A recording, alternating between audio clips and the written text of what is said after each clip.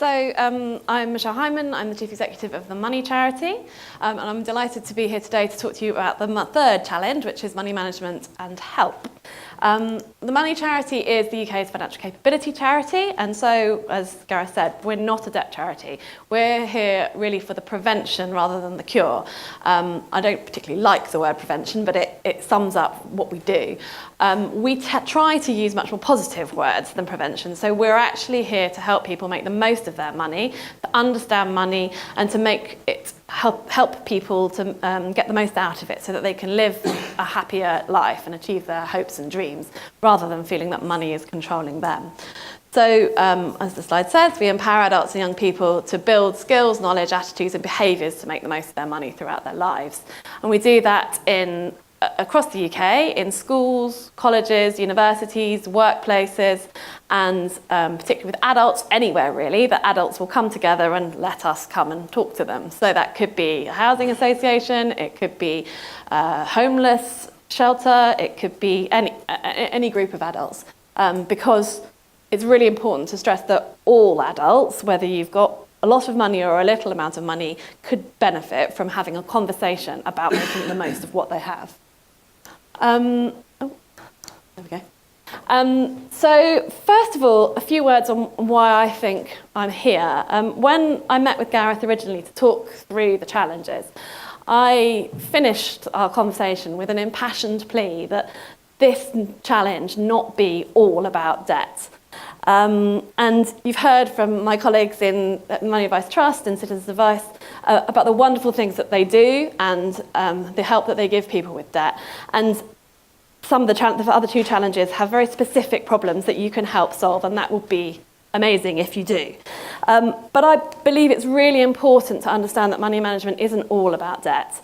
And it's, whatever you want to call it, financial health, financial well-being, financial capability, it's just much more positive, and I think has much more impact in this area, and that really could be this Uber moment, this thing that will change the way in which people relate to and engage with their money in the UK. And that's because it's not about helping or educating people to solve a particular problem that we know the answer to. It's about inspiring and enabling them to take control of their lives and therefore to live happier lives as a result. And I think to do that, we have to be a bit careful about the language we use. The sort of sector I come from, financial capability, financial education, all dire words. But to be honest, so too is the title of this challenge, Money Management and Help. I mean, really sounds very dire, very boring. So you would be forgiven for thinking that this is the least interesting of the three challenges. But obviously I don't agree. I think it's the most inspiring. So let me try to inspire you, and I'll explain why I think it's the most important and therefore the most exciting. So I think, as a couple of other people have referenced, it's the most loosely defined of the three. The other two have quite specific problems and tasks that it would be great to fix. This challenge is much more open and aspirational than that. So this is the opportunity to really think big and to come up with really creative ideas to things that aren't necessarily problems, but that just would make life happier and easier. So it's about how we can make people's life easier, how we can do the heavy lifting.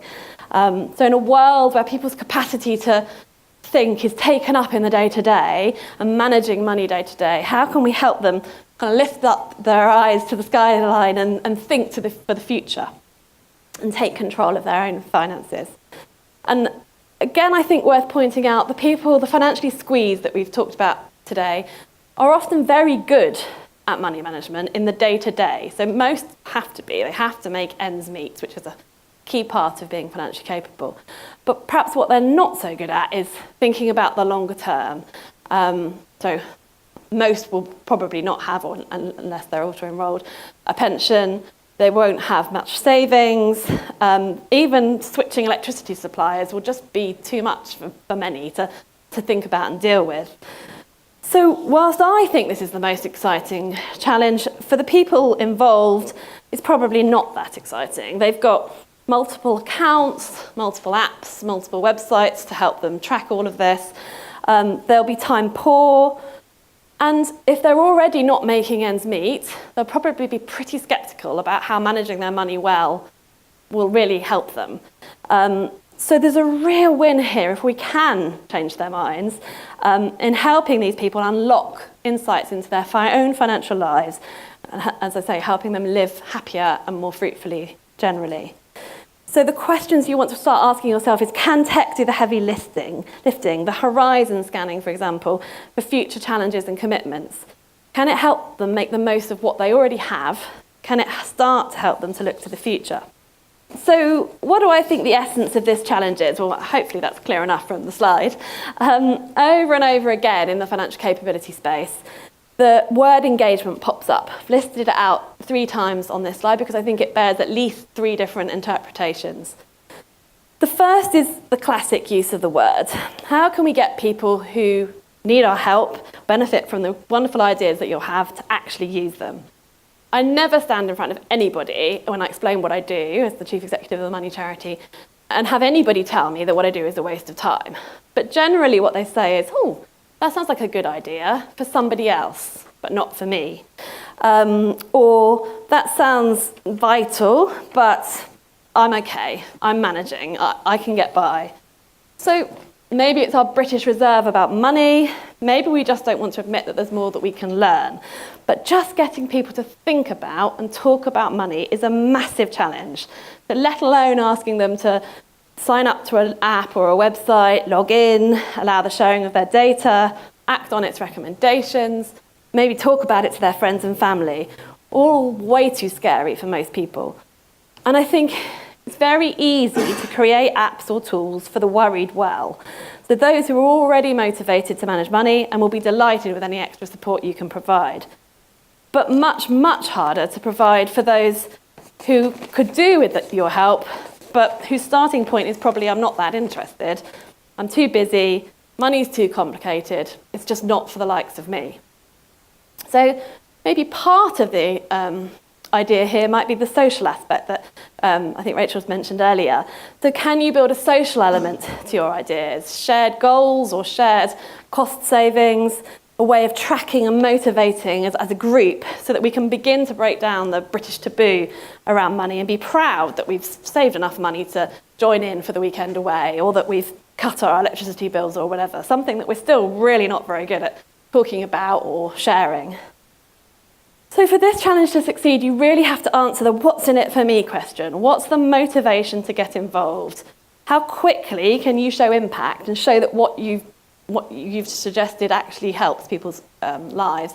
And how quickly can you turn people into ambassadors so that they're telling others about your product? The second interpretation of engagement that I think needs some consideration is, once you've got people on board, how do you get them to actually do something? So again, it's all too easy to use open banking to do things to people. So I set a savings goal, the app sweeps money out my account at certain points in the month, I've started to save. Now, don't get me wrong, just that alone for many people would be a great place to start. And in the beginning, at least, you might need to take control. So to show people that it is possible to turn around after a couple of months and show people that you've saved them £100 or whatever it might be, i.e. to do it to people. So to build that first ever savings pot or to switch that electricity bill. But is that really being financially capable? And I would argue it's not. Yes, there'll be pleasure and pride that they've made those savings or they've managed to build or reduce their bills. But it's done to you. Will you really feel in control? And will you really feel as if you've developed the skills and attitudes?